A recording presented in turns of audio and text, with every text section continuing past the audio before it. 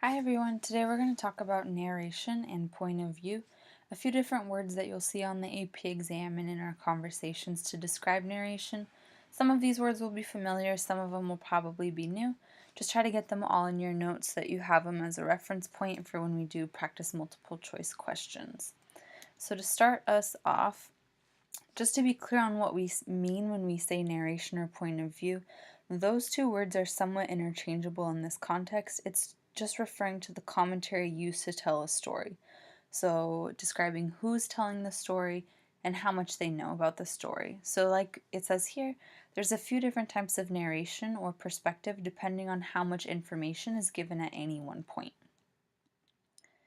So the first major category that we're going to talk about is called omniscient narration. This is where there's an all-knowing narrator. It comes from the roots omni meaning all and scientia meaning knowledge.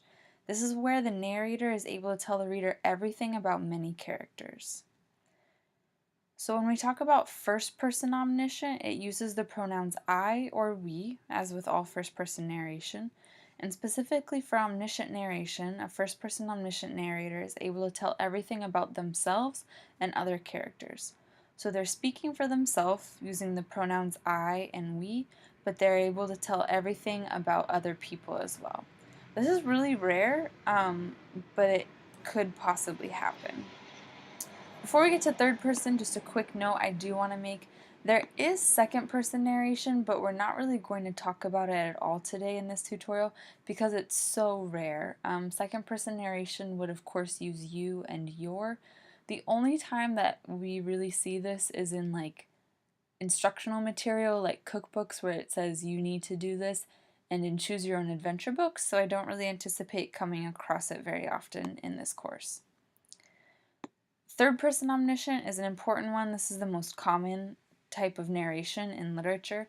This is a narrator who knows and sees everything happening in the world of the book. They know what all characters are thinking and feeling, but because it's third person, it's a narrator who's not a character. With third person narration, we see pronouns like they, he, and she being used to indicate that the third person narrator is removed from the action. This is most common because when you think about it, there's a lot of books where you know about more than one character, meaning that it would almost always need to be omniscient for that to be the case. The next major category is the opposite. This would be limited narration. As opposed to omniscient narration, which knows everything, limited is by definition limited. It can only describe the thoughts and feelings of one or a few characters, typically just the main character. With limited narration, it usually is just one. Very rarely it could be more than one. But they can only provide insight into multiple characters if the perspective shifts. So if it's a novel where maybe there's different chapters told from different people's point of views and that shifts, that's how we would still get multiple feelings with limited narration. And as opposed to omniscient narration, limited narration can't really foreshadow what's going to happen next or display all of the characters' thoughts and feelings. First person limited would use pronouns I and we, just like all first person narration. And first person limited means that the narrator would be able to describe his or her own feelings and thoughts, but not those of others. So other characters are revealed only based on what they say to the narrator. Third person limited uses pronouns they, he, or she, just like all forms of third person narration, and the third person narrator is able to describe a character's thoughts or feelings, and it's usually only used to describe the main character. Of the two types of limited narrators, first person is more common. Typically, a third person narrator is employed for the specific purpose of revealing more information.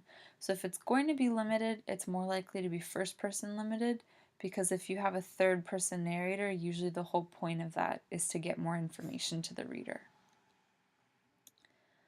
The last major category we're going to take a look at is objective narration. This is where it's completely impersonal and objective. There's no direct comments on characters or events, and it's always in third person. We don't see this as much in literature. It's more common in nonfiction writing, but there was a period of time during the Nouveau Roman tradition for the French where it was used to kind of emphasize events more than emotions. It has a very detached feeling, where it doesn't really matter how people feel about a certain event. The whole point of objective narration is just to basically state the facts and state what happened. So that's why we see it typically more in journalism and nonfiction than we would for works of literature. And that's our overview of the different types of narration. If you click in the info for this video, I'll link the Prezi there so you can take a look if you want to learn a little bit more.